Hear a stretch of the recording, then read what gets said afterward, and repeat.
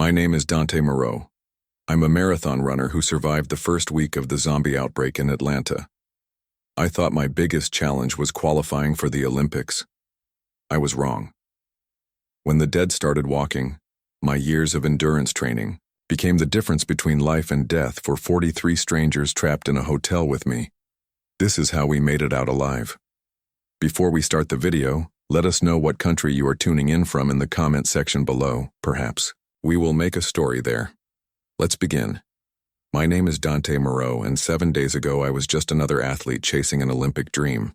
Today I'm sitting in what used to be a conference room on the 15th floor of an abandoned office building, telling you how I kept 42 people alive during the first week of the zombie outbreak that destroyed Atlanta. I'm a marathon runner, or at least I was before the world ended. I specialized in the 1,500-meter and marathon distances, with a personal best that had me ranked 6th in the country going into Olympic trials. I thought the hardest thing I'd ever face was running 26.2 miles in under 2 hours and 10 minutes. I was wrong about a lot of things. I arrived in Atlanta on Monday, July 8th, 3 days before the Peachtree Road Race qualifier. This race wasn't just another competition for me. It was my shot at making the Olympic team, the culmination of 15 years of 6-day-a-week training schedules, ice baths at 5 in the morning, and a diet so strict I hadn't eaten pizza since high school. I was staying at the Marriott Marquis downtown, 23 floors up with a view of Centennial Olympic Park, where I planned to do my final tune-up runs before race day. The thing about being a serious distance runner is that you develop an almost supernatural awareness of your body and your environment. You learn to read the subtlest changes in your heart rate, your breathing, the tension in your muscles. You notice when something is off, even when you can't put your finger on what it is. That sensitivity extends beyond your own body. After years of racing in packs, you learn to read other runners to spot weakness, fatigue, or that dangerous combination of desperation and poor judgment that can take down an entire field. You develop instincts about when to push and when to hold back, when to trust the pack and when to break away. I always said that running taught me to read situations before they got dangerous. On a track, you learn to spot trouble coming from a mile away. Tuesday morning, July 9th. I woke up at 4:45 just like I had every morning for the past 8 years. My routine was sacred. 15 minutes of dynamic stretching, a light breakfast of oatmeal and banana, then out for my morning run. By 5:30 sharp, I preferred running before the city woke up. The streets were empty, the air was cooler, and there were no distractions. Just me, the pavement, and the rhythm of my breathing. Centennial Olympic Park was my planned route that morning. A nice easy 6 miles through the park, down to the Georgia Aquarium and back. Nothing intense, just keeping my legs loose 3 days before the biggest race of my career. I'd mapped out this route using my GPS watch the day before, timing every segment, noting every elevation change. Preparation was everything in distance running. You never left anything to chance. I started my warm-up jog from the hotel entrance, my feet finding their familiar rhythm on the concrete sidewalk. The city was still mostly asleep, just a few delivery trucks making their early rounds and the occasional taxi heading to the airport. This was my favorite time to run, when Atlanta belonged to the early risers and the dedicated. The air had that pre-dawn coolness that would be gone by 8 o'clock, replaced by the thick humidity that made summer training in Georgia feel like running through soup.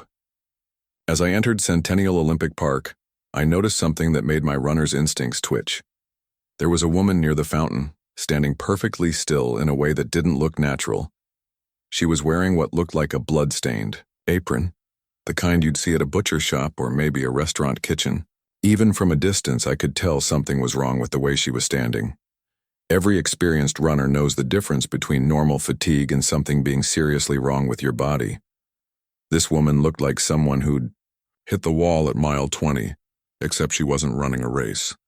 I slowed my pace as I got closer, my training telling me to assess the situation before committing to action. She was Asian, probably in her 60s with graying hair pulled back in a ponytail. I recognized her as Mrs. Chen, who ran the corner market 3 blocks from the hotel.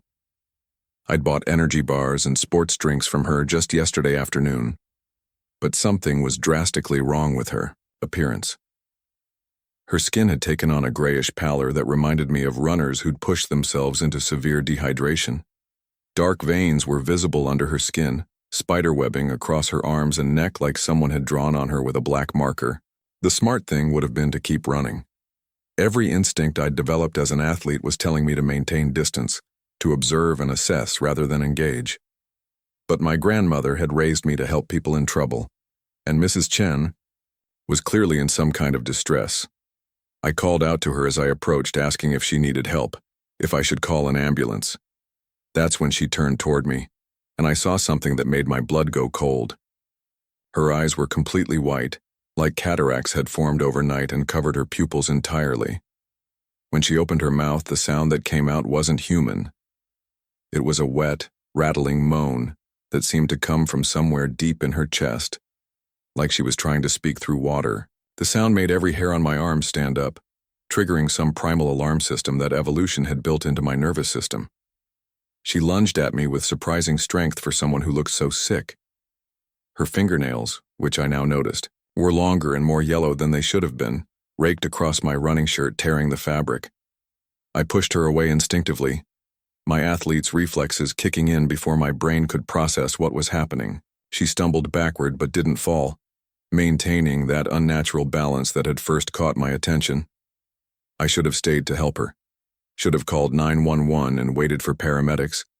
Instead, every survival instinct I'd developed through years of competitive running told me to get away from this situation immediately. I turned and sprinted toward the hotel, my easy morning jog suddenly becoming the fastest quarter mile I'd ever run outside of a track. By the time I reached the Marriott lobby, my phone was buzzing with emergency alerts. The first one came through as I was catching my breath near the elevators. Emergency broadcast system. Avoid drinking tap water in Atlanta metro area. Seek immediate shelter. Then another.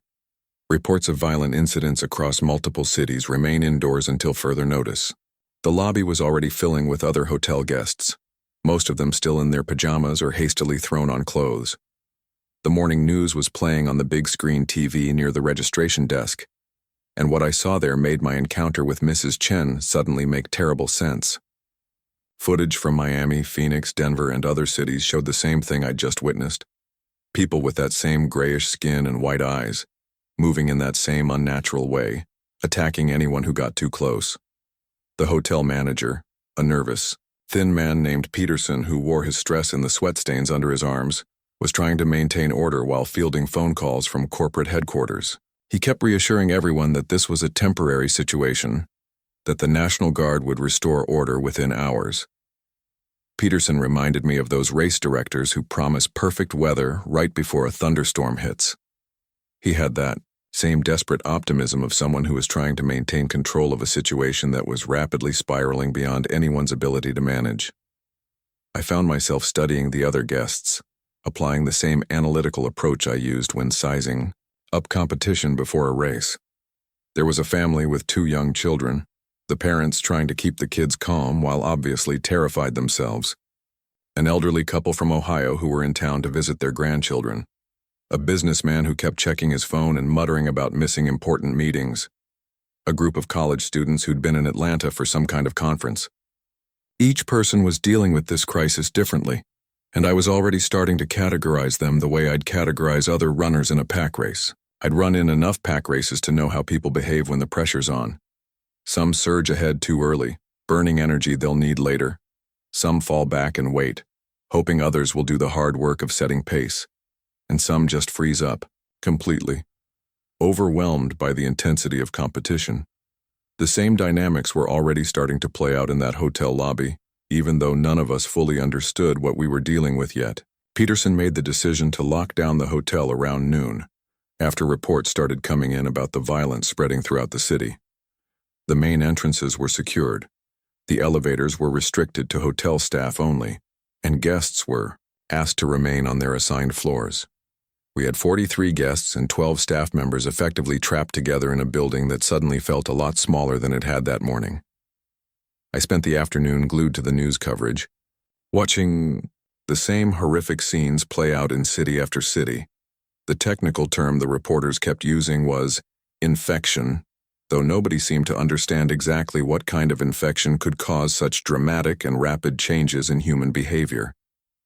The symptoms were consistent across all locations: grayish skin, white eyes, and an apparently unstoppable compulsion to attack other people. The incubation period appeared to be roughly 24 hours from initial exposure to full symptom development. What struck me most about the news coverage was how quickly normal society was breaking down. Emergency services were overwhelmed within hours. Hospitals were turning people away. The power grid was starting to fail in some areas as utility workers either fled or became infected themselves. It was like watching a marathon where half the field suddenly stopped running and started attacking the other half. My phone still worked, though the networks were obviously overloaded. I managed to get through to my parents in New Orleans and my sister in Denver. My family was safe, at least for now, but the reports from Denver were just as bad as what we were seeing in Atlanta. This wasn't a localized incident. This was happening everywhere simultaneously, like someone had flipped a switch and turned a significant portion of the human population into something else entirely. That first evening, in the hotel, I found myself thinking about my training in ways I never had before. Distance running teaches you to manage resources carefully, to pace yourself over long periods of time, to push through discomfort and keep moving even when your body wants to quit. It teaches you to read situations quickly and make tactical decisions under pressure. Most importantly, it teaches you that mental toughness often matters more than physical ability when things get really difficult. My coach used to say that every race has 3 phases: the part where you feel good and everything seems manageable, the part where you want to quit because the pain is becoming overwhelming, and the final part where you find out who you really are, where your true character gets tested under the worst possible circumstances. Looking around that hotel lobby, watching the fear in people's faces as the news got worse and worse, I was pretty sure we'd just finished phase 1. I tried calling my coach that evening, but the call wouldn't go through. I wanted to hear his voice, to get some of that steady confidence he'd always projected during my biggest races. He had a way of putting things in perspective, of helping me see the bigger picture when I got too focused on immediate problems. But the phone networks were failing, and I realized I was going to have to figure this out on my own. The hotel restaurant stayed open that first day, though the staff was clearly rattled and the service was slower than usual. I stuck to my normal, pre-competition diet, eating familiar foods that I knew my body could process efficiently. Old habits die hard, and maintaining my routine felt like holding on to something normal in a world that was rapidly becoming anything but normal. Other guests were stress eating, loading up on comfort foods like they were preparing for hibernation. I understood the impulse, but years of disciplined nutrition had taught me that what you put in your body directly affects how well you can perform when performance matters most. By evening, Peterson had set up a communication center in one of the conference rooms, with a radio that could pick up emergency broadcasts and a laptop that still had internet access. The news wasn't good. The infection, or whatever it was, had spread to every major city in North America. International reports were starting to come in suggesting this was a global phenomenon. Government response was chaotic and largely ineffective. Military units were being deployed, but many were getting overwhelmed or going dark entirely. I spent a lot of time that first evening looking out the window from the 23rd floor, watching the chaos unfold on Peachtree Street below. Cars abandoned in the middle of intersections. Fires burning in several buildings with no fire department response. And those things, the infected people that the news was calling various names but that we were starting to refer to as grays because of their distinctive skin color, wandering through the streets in growing numbers. What struck me about their movement patterns was how methodical they seemed. These weren't the fast, rage-driven infected you see in movies.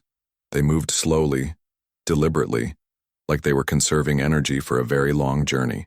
They reminded me of ultramarathon runners in the later stages of a 100-mile race, when every movement has to be efficient because there's still so far to go. But unlike human runners, they never seemed to tire or stop for rest. I started timing their movements out of habit the same way I'd time splits during training runs. They covered about 1 mile per hour on flat ground, faster going downhill, slower going uphill. They seemed to have trouble with obstacles, often spending minutes trying to climb over something instead of walking around it. But they never gave up, never changed direction, never seemed to lose focus on whatever goal was driving them forward. That night, lying in my hotel bed and listening to the sounds of chaos drifting up from the street, I found myself thinking about something my grandmother used to say. She'd raised me after my parents divorced when I was 12, and she had a way of distilling complex situations down to simple truths. Fast feet don't mean nothing if you got nowhere to run to, she'd tell me whenever I got too focused on times and splits and forgot about strategy and tactics. For the first time since I'd started running competitively, I was in a situation where I might need to run not for time or placing or personal records, but for survival. And I had no idea where I was supposed to be running to. The hotel's internet connection was still working sporadically, and I spent part of that sleepless night researching everything I could find about Atlanta's geography and infrastructure. If we needed to leave this building, I wanted to know every possible route, every potential safe haven, every resource that might be available. It was the same kind of detailed preparation I'd always done before major races, except instead of studying elevation profiles and weather patterns, I was mapping escape routes and identifying potential sources of food and water. I pulled up satellite images of the city, tracing the routes I'd run during my years of training here for various competitions, the Beltline trail system that connected many of Atlanta's neighborhoods, the network of parks and green spaces that could provide cover, the MARTA rail lines that might be safer than surface streets. I was starting to think like a tactician instead of an athlete, and it felt both familiar and completely alien at the same time. By dawn on Wednesday, the second day, things had gotten significantly worse. The power was out in large sections of the city. Emergency broadcasts were becoming less frequent and more desperate in tone. Peterson had stopped talking about National Guard rescue and started focusing on immediate survival concerns like food rationing and water conservation.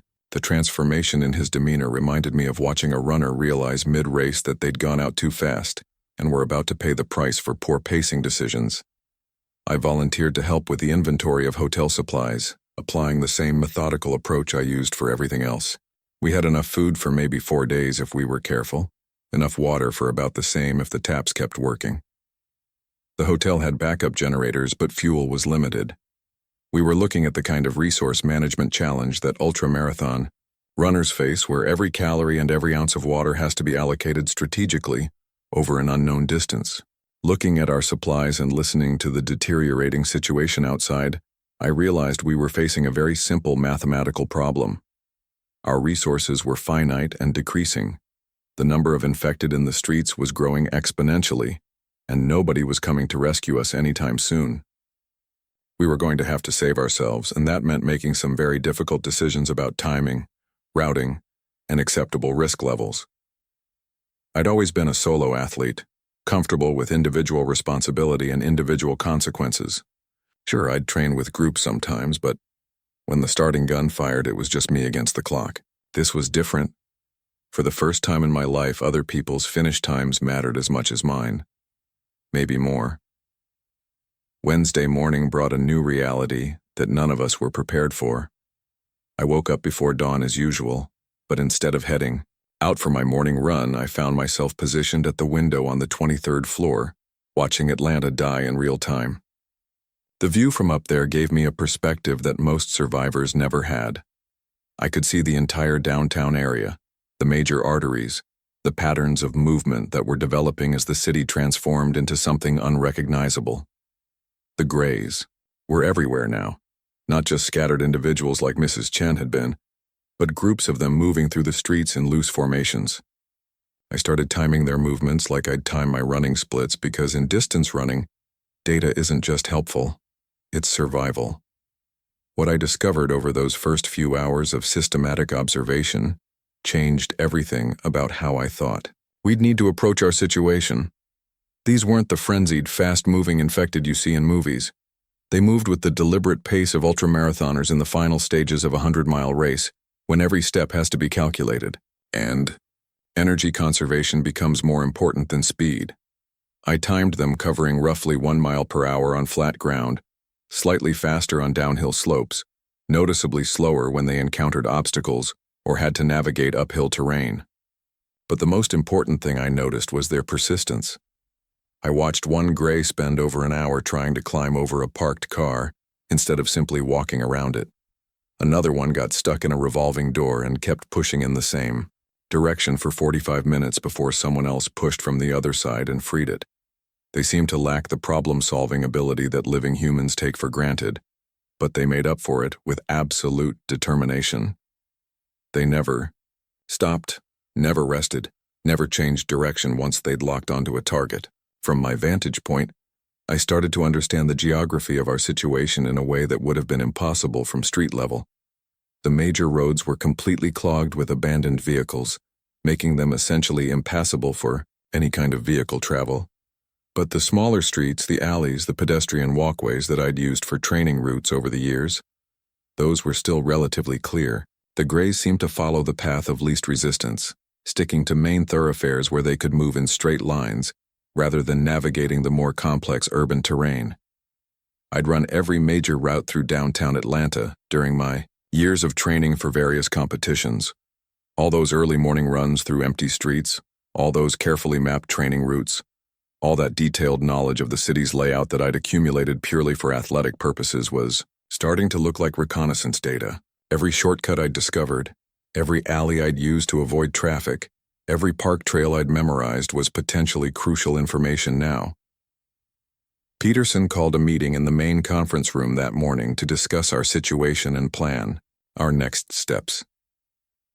The official hotel response was still focused on waiting for rescue, but I could see the doubt creeping into his demeanor. He looked like a race director who'd just realized that the weather forecast was completely wrong, and the event was about to turn dangerous. His confidence was cracking, and when leadership starts to waver, that's when groups fall apart. We had completed our inventory of supplies, and the numbers were sobering. Food for maybe 4 days if we implemented strict rationing. Water for about the same duration, assuming the taps kept working. The backup generators had fuel for perhaps 2 days of limited operation. We were looking at a classic resource management problem, the kind that any serious marathoner learns to handle during long training periods. Any serious marathoner knows that nutrition strategy can make or break your race. You can't just eat whatever you want whenever you want it.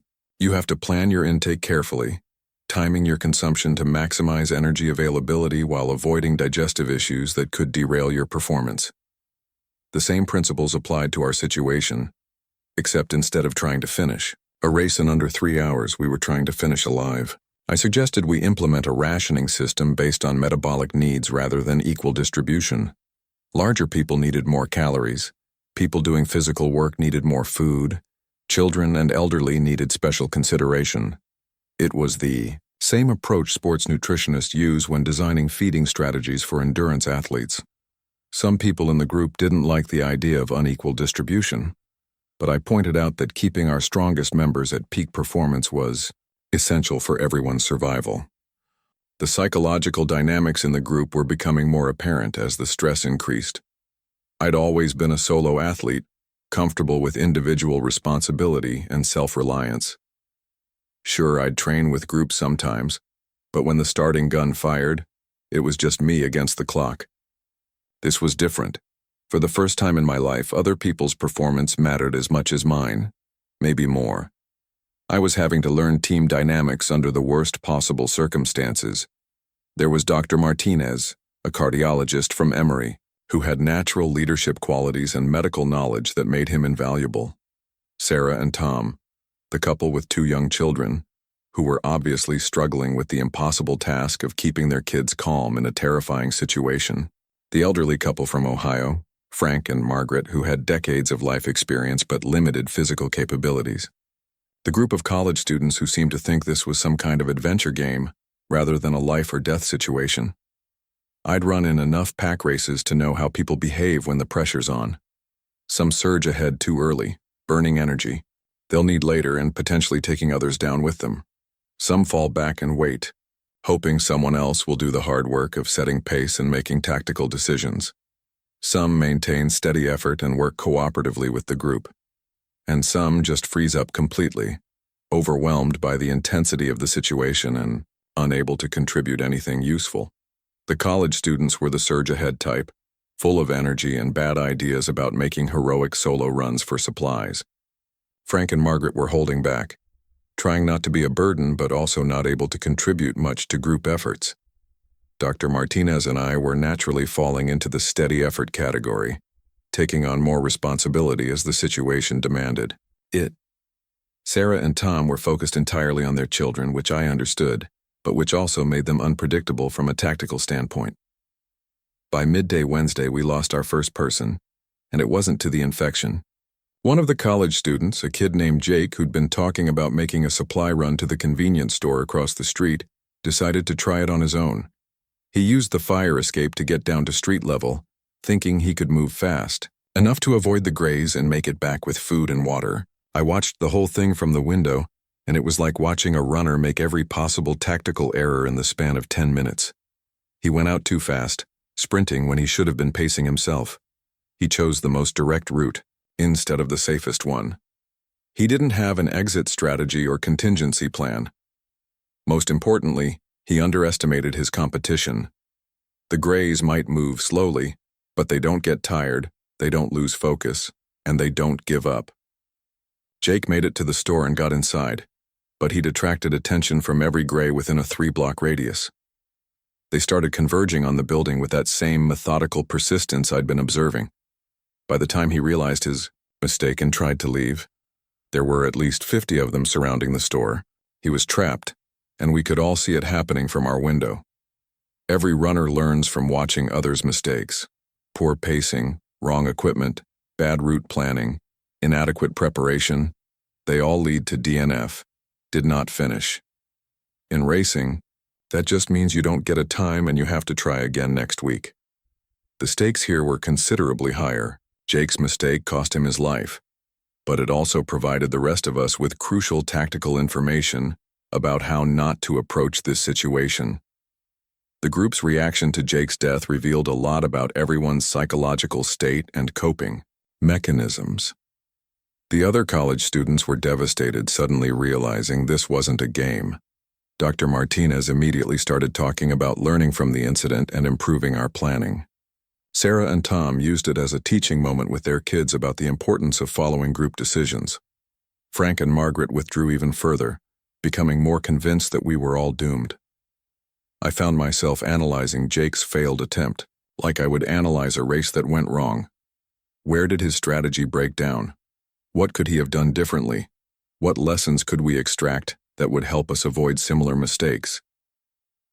It was a cold, analytical approach that some people found disturbing, but it was how I'd always dealt with setbacks in athletics. You learn from failure, you adjust your approach, and you try again with better preparation. That afternoon, I started developing what I was calling contingency plans, but what were really escape routes. I used my knowledge of Atlanta's geography to identify multiple paths from the hotel to potential safe zones. The Georgia Aquarium had thick walls and limited entry points. Centennial Olympic Park had open sightlines and multiple escape routes. The CNN Center had good elevation and communication equipment. Each location had advantages and disadvantages that needed to be weighed against our group's capabilities and needs. I was thinking like a race strategist, but instead of planning split times and kick points, I was planning movement corridors and fallback positions. The basic principles were the same, though. You need to know the course, understand the competition, manage your resources, and have a plan for different scenarios. You also need to be prepared to adjust that plan in real time based on changing conditions. The water situation became critical on Thursday morning. The taps were still working, but the pressure was dropping and the water was starting to taste strange. Dr. Martinez was concerned about contamination, and I was worried about dehydration. Dehydration kills more runners than people realize. It doesn't happen all at once, it's gradual, then sudden. The early symptoms are easy to miss: fatigue, headache, difficulty concentrating, but by the time you notice them, you're already in trouble. I started monitoring everyone's hydration status, using techniques I'd learned from sports medicine. Checking urine color, monitoring for signs of confusion or dizziness, watching for the subtle changes in behavior that indicate someone is starting to dehydrate. We implemented a water rationing system based on body weight and activity level, the same approach used for endurance athletes in hot weather conditions. The psychological pressure was becoming more intense as our situation deteriorated. Peterson had essentially given up on official rescue and was just trying to maintain order among the group. Communication with the outside world was becoming increasingly difficult as cell towers failed and internet service became sporadic. We were getting isolated, cut off from information about what was happening in other parts of the city or the country. I'd been keeping a detailed log of everything I observed about the Greys' behavior patterns, movement speeds, and reaction to various stimuli. It was data that might save our lives if we needed to move. But it was also becoming clear that we couldn't stay in the hotel much longer. Our resources were running out, and there was no indication that help was coming anytime soon. In marathon training, you learn that consistency beats intensity. Small improvements every day compound into major results over time. I was hoping the same logic would keep us alive, that small, smart decisions would add up to survival even if we couldn't see the big picture yet. But I was also starting to realize that we were approaching the point where we'd need to make some big decisions about our future. Every distance runner knows that the race is 90% mental and 10% physical. The problem was, none of us knew how long this particular race was going to be. In a marathon, you know exactly how far you need to go and you can pace yourself accordingly. This was more like an ultra-marathon with an unknown distance where you have to conserve energy and resources while maintaining forward progress toward a finish line that might not even exist. Thursday evening, we had our first real group meeting about the possibility of leaving the hotel. The discussion revealed all the personality conflicts and strategic disagreements that had been building up over the past few days. Some people wanted to wait longer for rescue. Others wanted to try to reach family members in other parts of the city. A few were talking about finding a more defensible location with better access to supplies. I presented my analysis of potential routes and destinations, but I could see that the group was struggling with the concept of making a decision that would put everyone at risk. In individual sports, you only have to live with the consequences of your own choices. In team situations, every decision affects everyone else, and the weight of that responsibility can be paralyzing. My high school coach used to say that you can't win a race by committee, but you can definitely lose one by trying to go it alone. I was starting to understand what he meant. We needed to make a group decision about our next move, but we also needed leadership that could make quick tactical decisions once we were committed to a course of action. The group dynamics were getting more complex as the stakes got higher. Dr. Martinez and I were becoming the unofficial planning committee for any potential evacuation. He had the medical knowledge to assess everyone's physical capabilities, and I had the tactical knowledge to plan routes and timing. We worked well together because we both understood the importance of careful preparation and contingency planning, but we were also both aware that all the planning in the world wouldn't matter if the group couldn't execute under pressure. By Friday morning, our 5th day in the hotel, the situation had deteriorated to the point where staying was becoming as dangerous as leaving. The water pressure had dropped to almost nothing, and what little water we could get tasted increasingly contaminated. Our food supplies were nearly exhausted despite careful rationing. The backup generators were running low on fuel, and we were starting to lose electrical power for significant periods. More importantly, the number of Greys in the immediate area around the hotel was increasing daily. They seemed to be drawn to occupied buildings, maybe by sound or scent or some other factor we didn't understand. What had started as scattered individuals wandering past our building was becoming a concentrated presence that would make any evacuation attempt extremely dangerous. I spent hours that morning studying the street patterns from our window, trying to identify the optimal timing for a potential evacuation. The Greys were less active during the hottest part of the day, probably because they were still somewhat affected by temperature extremes. Their movements were more predictable in open areas and became more erratic when they encountered obstacles or confined spaces. I was starting to think about our situation like a relay race where everyone had to run their leg perfectly or the whole team would fail. Each person in our group had different capabilities and limitations that would affect our overall performance. The children couldn't maintain adult pace over long distances. Frank and Margaret needed more rest stops and couldn't handle difficult terrain. The college students had energy, but lacked discipline and tactical thinking. The key insight I was developing was that we needed to think about this as an endurance event rather than a sprint. We couldn't just run fast and hope for the best. We needed to pace ourselves, manage our resources, and maintain group cohesion over what might be a very long and difficult journey. That meant making hard decisions about route selection, timing, and acceptable risk levels. Friday afternoon, Dr. Martinez and I presented our preliminary evacuation plan to the group. We'd identified 3 potential destinations within reasonable distance of the hotel, each with different advantages and challenges. We'd mapped out primary and secondary routes to each location, accounting for the group's mixed capabilities and the need to avoid areas with high gray concentrations. The reaction was mixed. Some people were relieved to have a concrete plan to consider. Others were terrified at the thought of leaving the relative safety of the hotel. The college students wanted to modify the plan to include stops at their dormitory to collect personal belongings. Sarah and Tom were worried about their children's ability to handle the physical demands of the journey. I tried to explain that this was like planning a marathon strategy. You identify your goals, assess your capabilities, plan your pacing, and prepare for different scenarios. But you also have to be flexible enough to adjust your strategy based on conditions you encounter during the race. The key is having a solid foundation of preparation that allows you to make good decisions under pressure.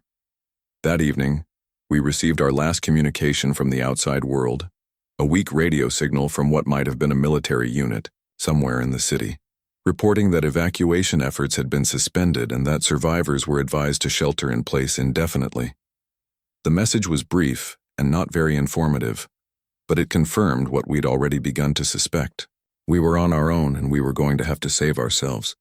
I spent most of that night thinking about something my grandmother used to tell me when I was struggling with difficult training sessions. She'd say that when you're in the middle of something really hard, you can't see the end from where you are, but that doesn't mean the end isn't there. You just have to keep moving forward, one step at a time, trusting that eventually you'll reach a place where you can see farther ahead. We were approaching the point where we'd have to commit to a course of action. In racing, there's always a moment when you have to decide whether you're going to play it safe or take the risk necessary to achieve your goals. The safe choice might get you to the finish line, but it won't get you the result you're really after. The risky choice might end in disaster, but it's also the only way to achieve something exceptional. Looking at our dwindling supplies and the increasing number of grays outside our building, I was starting to think that playing it safe was actually the riskier choice. We were slowly running out of everything we needed to survive, and waiting for rescue that might never come was looking more and more like a losing strategy. It was time to start thinking about making our move. Saturday morning marked the beginning of our 6th day in the hotel, and everything changed when we woke up to find that the water had stopped completely. Not just low pressure like we'd been dealing with for the past 2 days, but completely dry taps throughout the building. Martinez tested our remaining bottled water supplies and determined we had maybe 18 hours worth if we rationed strictly. That's when the reality of our situation finally hit everyone in the group, even the people who'd been most resistant to the idea of evacuation. I'd been tracking our resource depletion like I'd track my energy expenditure during a long race, and the mathematics were becoming undeniable. We were past the point where staying put was a viable strategy. In marathon training, you learn that consistency beats intensity, and small improvements every day compound into major results. I'd been hoping the same logic would keep us alive, that small, smart decisions would add up to survival even if we couldn't see the big picture yet. But we'd reached the point where we needed to make a big decision about our future, and we needed to make it soon. Peterson finally admitted that morning that no rescue was coming. The communication equipment in the hotel had picked up scattered radio transmissions from other survivor groups, but nothing from any official government or military sources. The infrastructure that would be necessary to mount large-scale rescue operations had collapsed along with everything else. We were truly on our own, and everyone finally understood that our survival depended entirely on our own actions and decisions. The group dynamics shifted dramatically once we accepted that evacuation was inevitable rather than optional. People who'd been passive and dependent suddenly became engaged in planning discussions. The college students stopped talking about this like it was an adventure and started asking serious questions about route selection and risk management. Even Frank and Margaret began contributing ideas based on their decades of life experience dealing with difficult situations. Dr. Martinez and I had spent the previous 3 days developing what we were calling the Atlanta Evacuation Protocol, which was really just a systematic approach to getting our group safely from the hotel to a more sustainable location.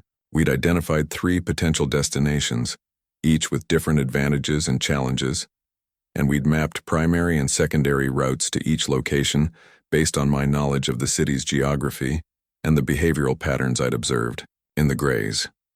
Our first option was the Georgia Aquarium, about 8 blocks from the hotel. The building had thick concrete walls, limited entry points that could be secured, and water filtration systems that might still be functional. The downside was that it was in a heavily populated area with high concentrations of Grays, and the route there would require us to cross several major streets where we'd be exposed and vulnerable. The second option was Centennial Olympic Park, where I'd first encountered Mrs. Chen 6 days earlier. The park offered open sight lines so we could see threats coming from a distance, multiple escape routes if we needed to retreat quickly, and access to the underground tunnel system that connected to several other downtown buildings. But it also offered no real shelter or security, and we'd be completely exposed to weather and other environmental threats. The third option was the CNN Center, about 12 blocks away, but reachable through a combination of underground passages and elevated walkways that would minimize our exposure to street-level threats. The building had its own power generation capabilities, communication equipment we might be able to use, and multiple levels we could defend if necessary. The challenge was that it was the farthest destination and would require the most complex routing to reach safely. I presented the options to the group using the same analytical approach I'd always used for race strategy. We needed to assess our capabilities honestly, understand the challenges we'd face, and choose the plan that gave us the best chance of success given our specific circumstances. Every person in the group had different strengths and limitations that would affect our overall performance, and we needed to account for all of them in our planning. Sarah and Tom's children were our biggest tactical constraint. 8-year-old Emma and 6-year-old Michael couldn't maintain adult pace over long distances, couldn't carry significant weight, and would need frequent rest stops. But they were also small enough to move through spaces that might not be accessible to adults, and they were psychologically resilient in ways that some of the adults weren't. Their presence would slow us down, but also might give us options we wouldn't have otherwise. Frank and Margaret represented a different kind of challenge. They had limited mobility and endurance, but they also had experience and judgment that could be valuable in crisis situations. Frank had been in the military during Vietnam and understood tactical movement. Margaret had been a nurse and could provide medical support to complement Dr. Martinez's expertise. We'd need to pace the group to accommodate their limitations, but their knowledge could help us avoid mistakes that might be fatal.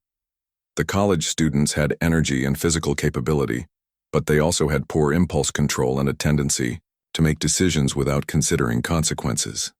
Jake's death had sobered them somewhat, but I was still concerned about their ability to maintain discipline during the stress of evacuation. They'd be valuable for carrying supplies and providing security, but they'd also require constant supervision to prevent them from doing something stupid that could endanger the entire group. Dr. Martinez and I were becoming the de facto leadership team, which made sense given our complementary skills and shared understanding of systematic planning. He could assess medical needs and physical capabilities while I handled tactical planning and navigation.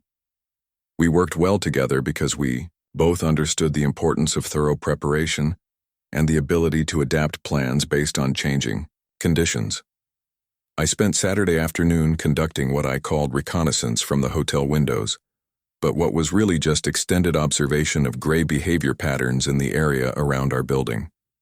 Over the past week, I'd developed a detailed understanding of how they moved, what attracted their attention, and how they responded to various stimuli. This information would be crucial for timing our evacuation and selecting the safest possible route. The Grays showed definite patterns in their activity levels throughout the day. They were most active during the cooler morning and evening hours, and less active during the heat of midday. They seemed to be attracted to sound, movement, and possibly scent, though I couldn't be certain about the last factor from my observations. They moved more quickly when they detected something that interested them, but they also tired more easily when pursuing targets actively. Most importantly, I'd observed that they had very limited problem-solving abilities. They would follow the most direct path toward a target even when that path led them into obstacles or dead ends. They rarely tried alternative routes and seemed unable to anticipate or plan ahead. This meant that careful route selection could allow us to avoid most encounters, but it also meant that if we did attract their attention, we'd need to be prepared to deal with persistent pursuit. I'd been keeping detailed logs of everything I observed, timing their movements like I'd time training splits because in distance running, data isn't just helpful, it's survival. The information I'd collected over the past week was becoming the foundation for our evacuation planning. I knew which streets had the highest concentrations of grays at different times of day. I knew which routes offered the best combination of cover and escape options. I knew where we could expect to encounter obstacles and where we'd have clear running if we needed to move fast. Sunday morning brought our first real crisis since Jake's death. We woke up to find that Dr. Martinez was showing early signs of dehydration despite our careful rationing of water supplies. As our only medical expert and one of our key leaders, losing him would be catastrophic for the group's chances of survival. More immediately, his condition meant that we needed to evacuate within the next 24 hours, or risk having multiple people become too weak to travel. The group finally reached consensus that morning about our destination. After extensive discussion and debate, we chose the CNN Center as our target. The longer distance and more complex routing were offset by the building's superior defensive capabilities and resource potential. If we could reach it safely, we'd have a much better chance of long-term survival than we would at either of the other locations. I began detailed planning for what I was thinking of as the Atlanta Marathon, though this race would be measured in survival rather than time. We'd need to cover approximately 12 blocks through urban terrain, while avoiding detection by an unknown number of hostile entities, managing a group with widely varying physical capabilities, and carrying enough supplies to sustain us if we couldn't reach our destination quickly. The route I selected took advantage of my knowledge of Atlanta's geography, from years of training runs through the city. We'd use the underground tunnel system for the first part of our journey, emerging only when necessary to navigate around obstacles or reach connection points between different sections of the tunnel network. The route was longer than a direct path would be, but it offered much better protection from detection and provided multiple escape options if we encountered problems.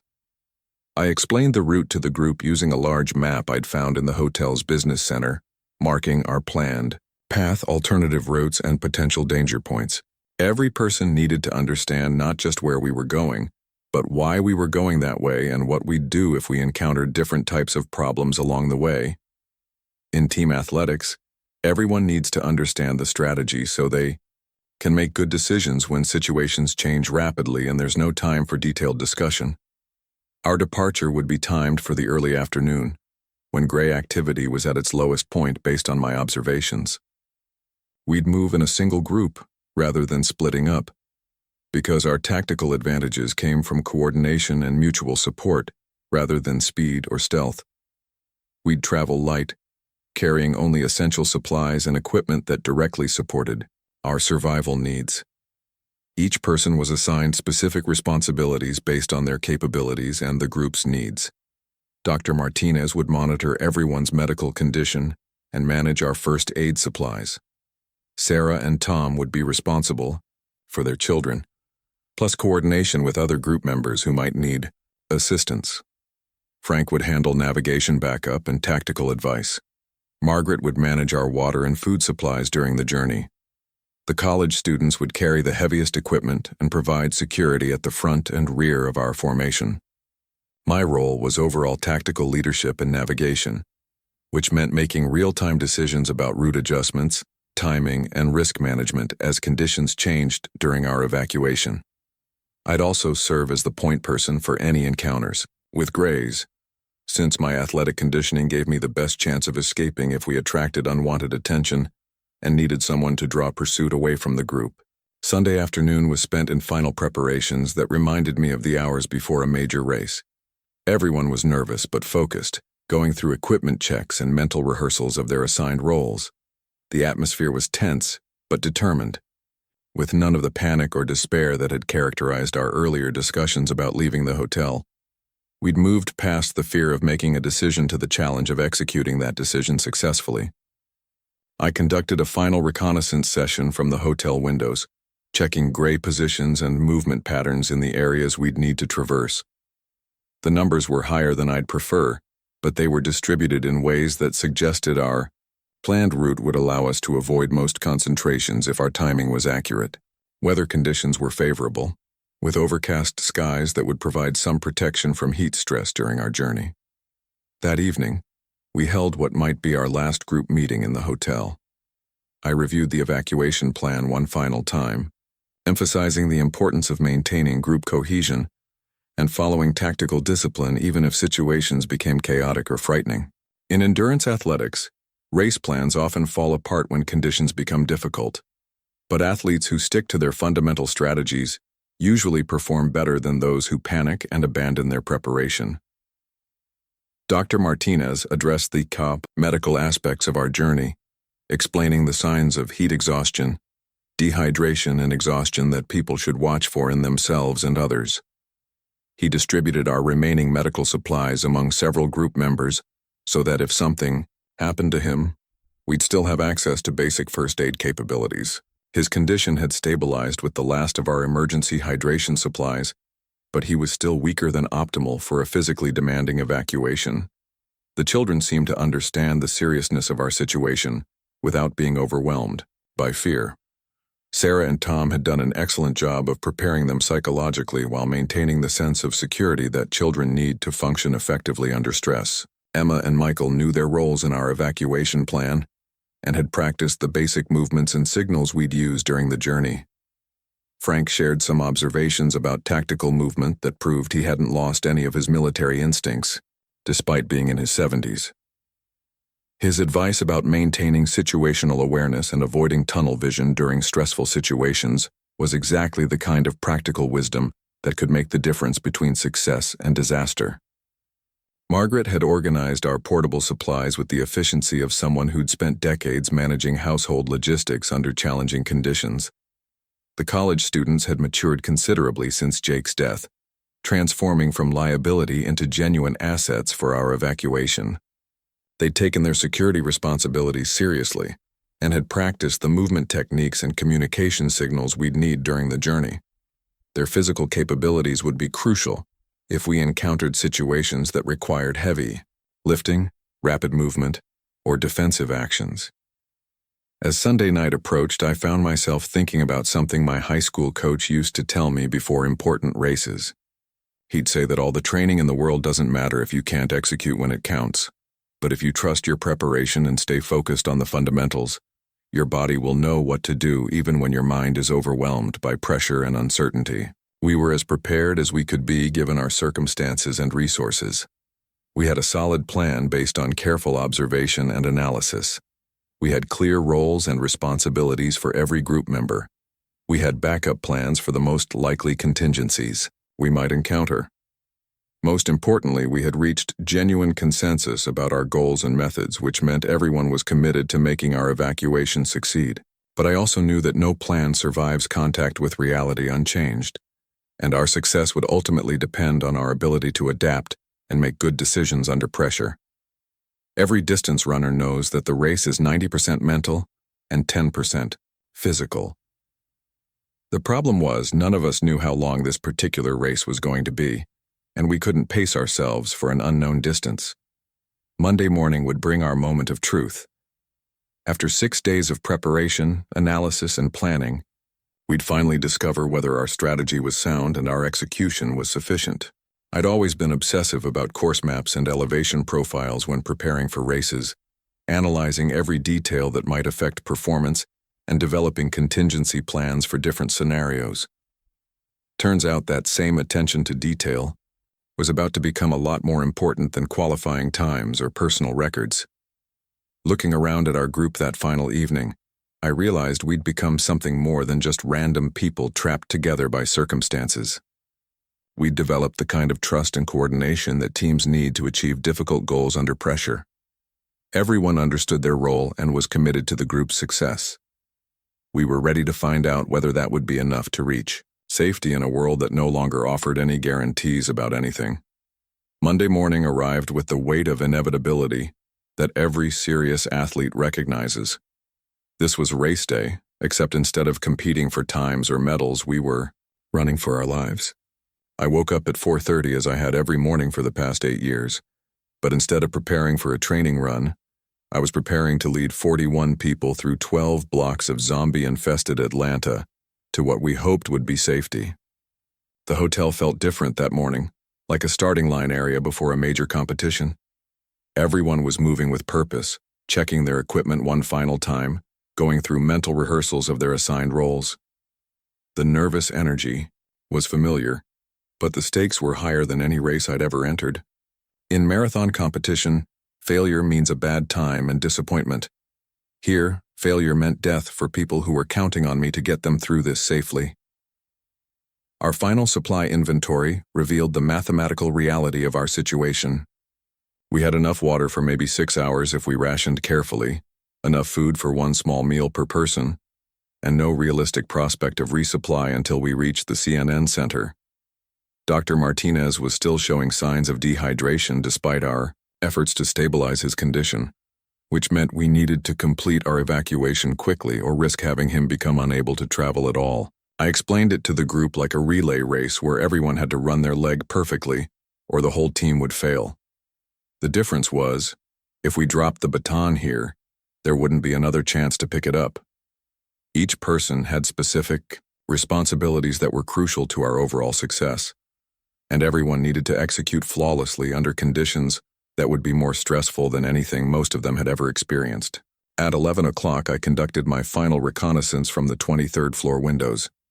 The gray concentrations in our planned route area were manageable, distributed in patterns that matched my observations from the past week.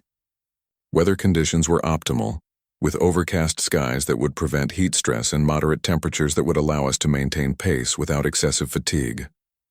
Most importantly, gray activity levels were at their daily minimum, giving us the best possible window for movement. The descent through the hotel to ground level felt like the longest elevator ride of my life. We were leaving the relative safety we'd known for the past week and committing ourselves to a journey, with no guarantee of success. I'd run stairs for training hundreds of times, but going down had never felt this dangerous. Every step was taking us closer to them, closer to the environment where the Greys had every advantage and we were just trying to survive. The hotel's main lobby looked completely different from ground level than it had from our elevated perspective. The barricades Peterson had erected were still holding, but I could see gray faces pressed against the glass doors, drawn by whatever sounds or scents indicated that living people were inside. They'd been gathering outside our building for days, and their numbers were higher than I'd estimated from my window observations. We moved through the hotel's service areas toward the underground parking garage, following a route I'd mapped. During our preparation phase, the concrete corridors felt like the warm-up area at a major track meet, enclosed and artificially lit, filled with the kind of nervous tension that builds before important competitions.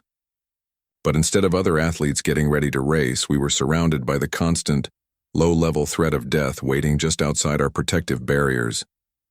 The parking garage connected to Atlanta's underground tunnel system through a maintenance access that I'd identified during my detailed study of the building's layout. The tunnel network was something most people didn't know existed, a series of passages and connections that linked many of downtown Atlanta's major buildings. I'd discovered it during training runs when I was looking for weather-protected routes during winter months, and that knowledge was about to become crucial for our survival. Our entry into the tunnel system marked the beginning of our actual evacuation. We were no longer sheltered by the hotel's security measures, no longer able to retreat to the safety of our upper floor rooms. From this point forward, we were committed to reaching the CNN Center or finding ourselves trapped in hostile territory with no backup plan and rapidly depleting resources. The tunnels were dark, humid, and filled with the kind of echoing acoustics that made every footstep sound amplified. I'd brought multiple flashlights from the hotel's emergency supplies, But I was concerned about light discipline and the possibility that illumination might attract unwanted attention. We moved in single-file formation with minimal lighting, relying on my familiarity with the route and the group's trust in my navigation abilities. Dr. Martinez was handling the physical demands better than I'd expected, but I could see that he was operating on reserves that wouldn't last indefinitely. Sarah and Tom were managing their children with the kind of quiet efficiency that comes from years of parenting experience. Emma and Michael were following instructions perfectly, maintaining the silence and spacing we'd practiced without showing signs of panic or confusion. Frank had taken point position behind me, using his military experience to watch for potential threats and provide tactical advice as we encountered different types of terrain. His presence was reassuring because he understood movement discipline and situational awareness in ways that most civilians never learn. Margaret was maintaining our supply inventory and monitoring the group's overall condition with the systematic attention to detail that had made her an effective nurse for 4 decades. The college students were performing exactly as I'd hoped, providing security coverage and carrying the heavy equipment without complaint or distraction. Jake's death had transformed them from liability into genuine assets, and they were following our tactical protocols with the kind of discipline that comes from understanding that mistakes have fatal consequences. The first section of our route took us through tunnels that connected directly to the hotel's foundation systems. These passages were familiar territory because I'd explored them during our planning phase, but they were also the most dangerous part of our journey from a discovery standpoint. If the Greys had found ways into the tunnel system, this is where we'd encounter them first, and we'd have limited options for retreat or evasion. After 45 minutes of careful movement through the underground network, we reached our first major navigation challenge. The tunnel system didn't connect directly to the CNN Center, which meant we'd need to surface briefly to cross 2 blocks of street-level terrain before accessing the tunnels that would take us to our destination. This was the moment I'd been most concerned about during our planning phase, because it would expose us to detection and pursuit during the most vulnerable part of our journey. I emerged from the tunnel access alone to conduct reconnaissance of the street-level conditions. What I saw confirmed my worst fears about the risks we'd face during this section of our evacuation. The Grey concentrations were significantly higher than they'd appeared from our hotel window observations, and they were distributed in patterns that would make our planned crossing route extremely dangerous. The street we needed to cross was filled with at least 30 Greys moving in loose formation toward some stimulus I couldn't identify. They were moving faster than their usual pace, suggesting they'd detected something that interested them and were actively pursuing it. Crossing while they were in this state would be nearly impossible without attracting attention, but waiting for them to disperse might cost us time we couldn't afford given Dr. Martinez's condition and our limited water supplies. I retreated to the tunnel access to brief the group on what we were facing. This was the kind of real-time tactical decision that no amount of planning could fully prepare us for. We had 3 options, none of them good. We could wait and hope the Greys dispersed before our resources became critically depleted. We could attempt the crossing despite the risks and hope our speed and coordination would get us through safely. Or we could abort our planned route and try to reach one of our alternative destinations, which would require additional time and energy we might not have. Every marathoner knows there's a moment in the race where you have to commit. You can't save energy anymore, you either go for it or you don't finish. We'd reached that moment in our evacuation, and the decision was mine to make. I chose to proceed with the crossing, but with modifications to our planned approach that would give us better chances of avoiding detection while maintaining our ability to retreat if the situation became untenable. Instead of crossing as a single group, we'd move in 3 smaller units with staggered timing. The first group would consist of our fastest and most mobile members who could establish security at our destination and provide covering assistance for the others. The second group would include Dr. Martinez and our most vulnerable members, who needed maximum protection but couldn't move quickly enough to avoid pursuit if we attracted attention. The third group would be our rear guard, responsible for ensuring no one was left behind and providing defensive coverage if we were discovered. I led the first group across the street using a route that took advantage of abandoned vehicles for concealment and provided multiple options for evasive movement if we encountered problems. The crossing took 8 minutes that felt like 8 hours, with every step potentially bringing discovery and pursuit. But our movement discipline held, and we reached the opposite tunnel access without attracting attention from the Greys who were still focused on whatever had drawn them to this area. The second group's crossing was more challenging because Dr. Martinez and the elderly couple couldn't maintain the same pace or agility as the younger members. But Sarah and Tom had developed excellent coordination with their children, and the IHU college students provided exactly the kind of supportive assistance that made the difference between success and failure. Frank's military experience was invaluable during this phase, as he understood how to move vulnerable personnel through dangerous terrain while maintaining security. The third group encountered our first real crisis when one of the college students slipped on debris and created enough noise to attract attention from several Greys who'd been at the edge of our movement corridor. They began moving toward our position with the persistent focus I'd observed throughout the week, and it became clear that we'd need to deal with this threat before it escalated into something that could compromise our entire evacuation. This was the moment every distance runner trains for, when your body says stop but your mind says keep going. I made the decision to draw the pursuing Greys away from the group by moving in the opposite direction and creating enough disturbance to redirect their attention. It was a calculated risk based on my confidence in my speed and endurance compared to their movement capabilities. But it was also the only option that preserved the group's safety. The pursuit that followed was unlike anything I'd experienced during years of competitive running. These weren't human competitors who would tire or give up when the pace became unsustainable. They were relentless in their focus and seemed capable of maintaining their pursuit indefinitely. But they were also predictable in their movement patterns and limited by the same physical constraints that affected all bipedal locomotion. I led them through a complex route designed to maximize the distance between them and our evacuation group while minimizing my own risk of being cornered or overwhelmed.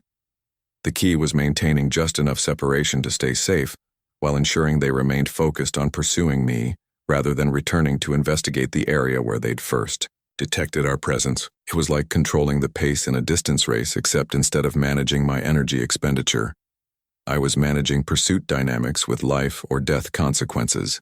After 20 minutes of leading them through the urban terrain around our crossing point, I was able to lose them in a section of the tunnel system that connected to our original hotel. They continued searching for several more minutes before gradually dispersing and returning to their previous wandering patterns. By that time, the rest of our group had successfully reached the tunnel access near the CNN Center and was waiting for my return.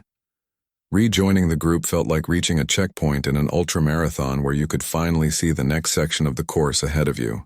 We'd successfully navigated the most dangerous part of our evacuation route, but we still had significant challenges ahead before we could consider ourselves safe. The CNN Center was within reach, but accessing it would require careful planning and flawless execution of the final phase of our journey. The tunnel system that led to the CNN Center was more complex than the passages we'd used earlier, with multiple branching routes and several sections that required us to navigate through, mechanical and utility, areas that weren't designed for human traffic. My knowledge of this area was less detailed than our earlier route, which meant we'd need to adapt our approach based on conditions we encountered, rather than following a predetermined plan. Dr. Martinez was showing increasing signs of fatigue and dehydration, but he was also demonstrating the kind of mental toughness that comes from years of medical training and emergency situations. He understood that reaching our destination was his best chance for recovery, and he was pushing himself beyond what should have been his physical limits to maintain pace with the group.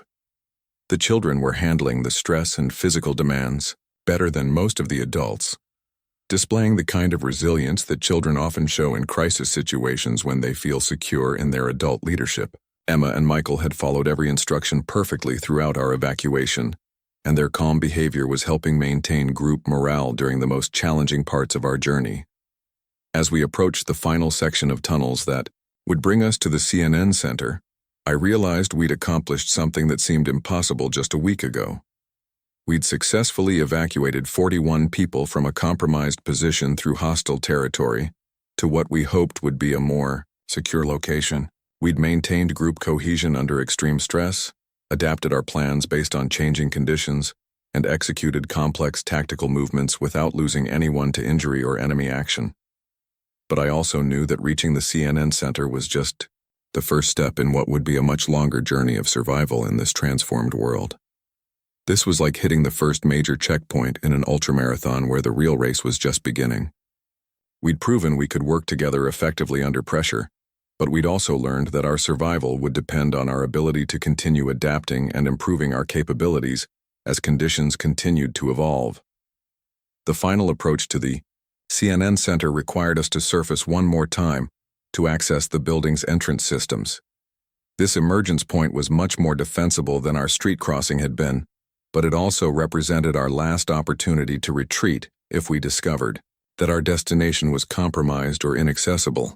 Everything we'd accomplished during our evacuation would be meaningless if we couldn't successfully establish ourselves in a position that offered long-term survival potential. The final approach to the CNN Center emerged from the tunnel system through a utility access that brought us into the building's basement-level parking garage. After hours of navigating through underground passages, artificial lighting, and confined spaces, stepping into the relative openness of the parking structure felt like breaking the surface after being underwater for too long. But it also marked the beginning of the most critical phase of our entire evacuation, because everything we'd accomplished would be meaningless if we couldn't successfully secure and establish ourselves in this new location. The parking garage was darker than I'd expected, with only emergency lighting systems still functioning after a week without regular maintenance. Our flashlights created moving pools of illumination that revealed a space that looked largely undisturbed. Since the crisis began, abandoned vehicles sat in neat rows exactly where their owners had left them, probably people who'd been at work when everything started falling apart and never made it back to retrieve their cars. I conducted a systematic reconnaissance of the garage level, while the rest of the group remained near our tunnel access point. The space was clear of grays, but it also showed signs that other people had been here recently. Fresh footprints in the dust, moved objects, and other indicators that we weren't the first survivors to consider the CNN Center as a potential refuge. This was both encouraging and concerning, because other survivors could be allies or competitors depending on their intentions and resources. Dr. Martinez was reaching the limits of his endurance, and his medical condition was becoming a critical factor in our tactical planning. He needed immediate access to clean water and a place to rest safely while his body recovered from the dehydration and stress of our evacuation. But he was also our only medical expert, and we couldn't afford to lose his expertise if we encountered injured people or medical emergencies in our new location.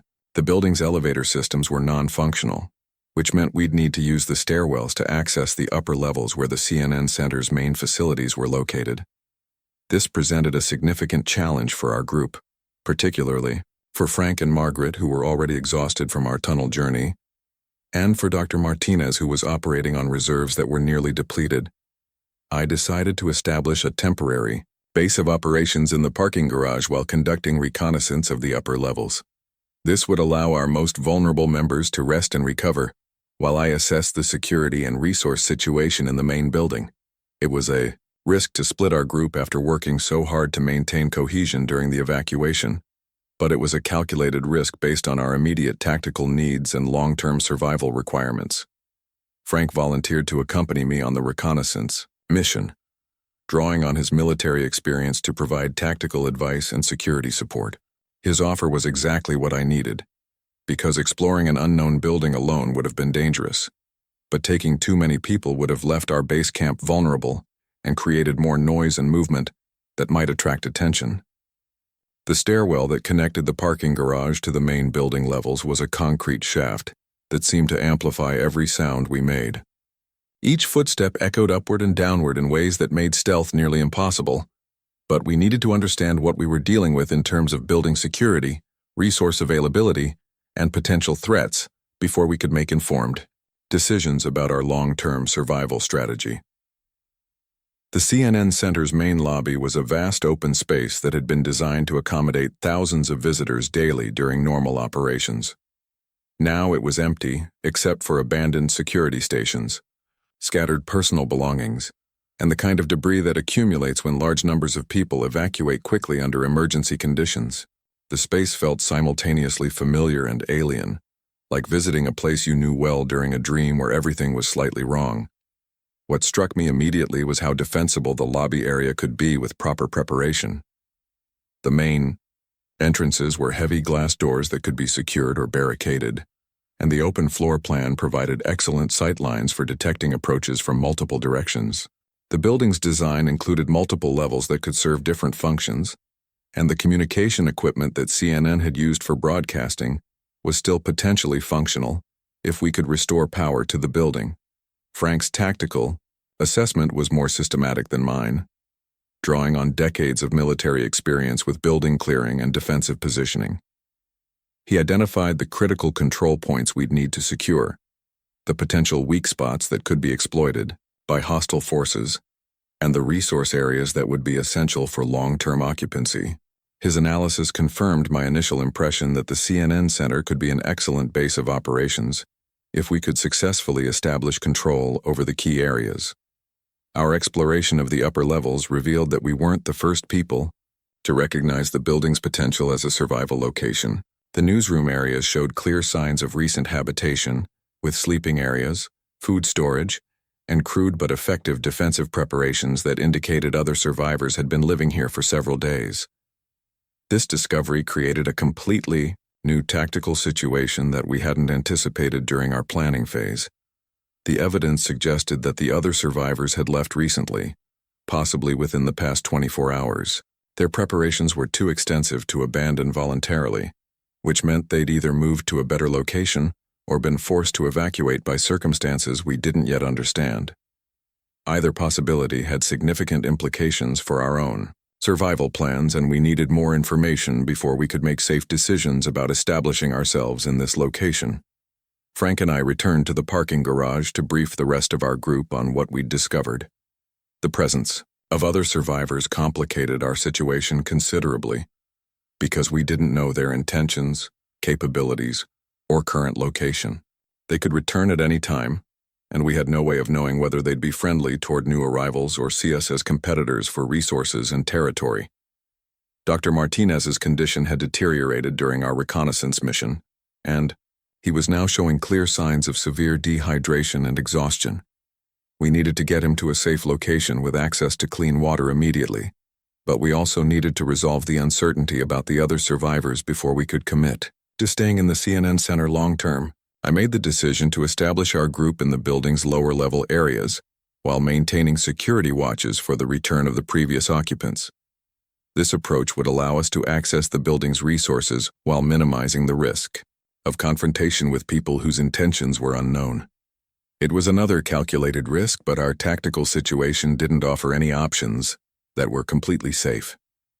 The CNN Center's basement levels included storage areas, mechanical rooms, and service facilities that were perfect for our immediate needs. We found emergency water supplies, backup power systems, and communication equipment that could potentially allow us to contact other survivor groups or monitor external conditions. Most importantly, these areas were defensible and could be secured without controlling the entire building. Getting Dr. Martinez stabilized became our first priority once we'd established basic security in our new location.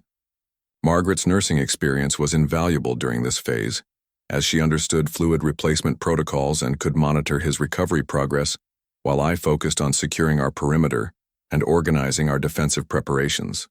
The college students adapted quickly to our new environment, using their energy and physical capabilities to establish defensive positions and organize our supply areas. Their transformation from liability to asset had been one of the most positive developments during our evacuation, and they were continuing to prove their value as we transitioned from movement to occupation mode. Sarah and Tom were managing their children's transition to the new location with the same efficiency they'd shown throughout our evacuation. Emma and Michael seemed to understand that we'd reached a safe place where they could relax somewhat, but they were also maintaining the discipline and alertness that had served them so well during our journey through the tunnel system.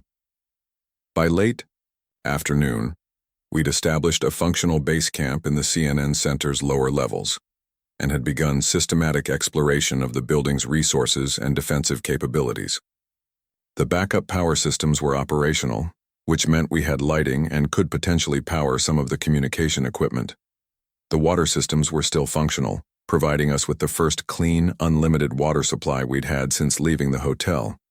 But the question of the other survivors remained unresolved, and I was growing increasingly concerned about what their absence might indicate about conditions in the building or the surrounding area. People don't abandon well-prepared defensive positions without serious reasons, and we needed to understand what had motivated their departure before we could feel secure in our new location. That evening, we got our answer when the other survivors returned. They approached the building carefully, clearly aware that someone new was present, and they had the kind of tactical discipline that suggested military or law enforcement background. There were 12 of them, all adults, and they were better armed and equipped than our group had been when we left the hotel. The initial contact was tense but not hostile. Their leader was a woman named Rodriguez who introduced herself as a former Atlanta police sergeant. She'd been organizing survivor groups throughout the downtown area and had been using the CNN Center as a coordination point for rescue and resource-sharing operations. Their recent absence had been a supply run to one of the other survivor camps she'd been supporting. Rodriguez's group had been monitoring radio communications from survivor groups throughout the Atlanta area, and they'd heard references to a large group that had evacuated from a downtown hotel. They'd been hoping to make contact with us because their operations were focused on coordinating survival efforts rather than competing for resources. This was the kind of news that changes everything about your tactical situation. The integration of our two groups created opportunities and challenges that neither of us had anticipated. Rodriguez's team had better equipment, weapons, and tactical experience, but our group had medical expertise, technical skills, and local knowledge that complemented their capabilities. Together, we had the potential to establish something much more sustainable than either group could achieve alone. But combining groups also meant navigating personality conflicts, resource-sharing negotiations, and leadership questions that could undermine our collective survival if not handled carefully. I'd been leading our group through necessity and circumstances, but Rodriguez had actual leadership training and experience managing people under crisis conditions. We needed to find ways to merge our capabilities without creating internal conflicts that could be fatal in our current environment. The next 24 hours were spent in negotiations and planning sessions that reminded me of team meetings before major competitions, except the stakes were considerably higher than winning races. We were essentially creating a new organization, from scratch, with people who'd never worked together before, under conditions where mistakes could get everyone killed. Rodriguez shared intelligence about conditions throughout the Atlanta area that was both encouraging and sobering. There were numerous survivor groups established in different parts of the city, with varying degrees of organization and success. Some were thriving by working together and sharing resources, while others were struggling or had already collapsed due to internal conflicts or external pressures. The gray population was continuing to increase as people died and joined their ranks, but the rate of increase was slowing as the initial chaos of the crisis settled into more predictable patterns. More importantly, the grays were showing signs of deterioration over time, suggesting that they might not be a permanent threat if survivors could maintain themselves long enough for the situation to stabilize naturally. Our combined group began developing what Rodriguez called the Atlanta Survival Network, a coordination effort aimed at connecting survivor groups throughout the metropolitan area and establishing mutual support relationships. The CNN Center would serve as our communication hub and coordination center, taking advantage of the building's broadcast capabilities and central location. This was exactly the kind of systematic, long-term approach that appealed to my athlete's mentality. Instead of just trying to survive day by day, we were building infrastructure and capabilities that could support sustained operations and eventual recovery. It was like training for an ultramarathon that might last months or years rather than hours. Dr. Martinez recovered quickly, once he had access to clean water and proper rest, and his medical expertise became crucial as we began coordinating with other survivor groups. Many of the other camps had injured people, medical emergencies, and health concerns that required professional attention. His ability to provide remote medical advice through our radio network was saving lives throughout the city. The children adapted to our expanded group with the resilience that kids often show in changing situations. Emma and Michael became unofficial ambassadors between the original members of our hotel group and Rodriguez's team, breaking down the social barriers that often form when different groups try to merge under stress. Frank's military experience proved invaluable as we developed security protocols for our expanded operations.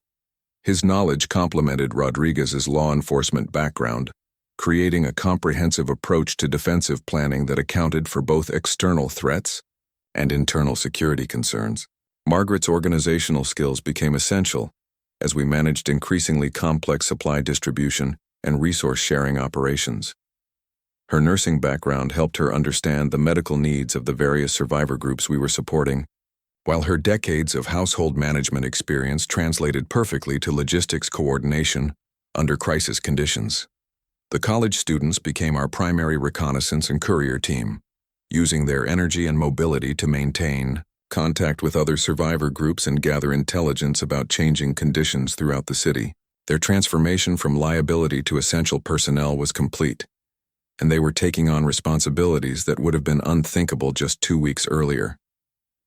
Within a week of establishing ourselves at the CNN Center, we were coordinating survival efforts for over 300 people spread across 15 different locations throughout the Atlanta metropolitan area. The Atlanta Survival Network had become exactly what Rodriguez had envisioned, a systematic approach to collective survival that was proving more effective than individual group efforts. But I was also becoming aware that our success was creating new challenges and responsibilities that we hadn't anticipated. Other survivor groups were looking to us for leadership and resources in ways that stretched our capabilities and created potential conflicts with groups that weren't part of our network. Success in survival situations can be as dangerous as failure if it attracts the wrong kind of attention.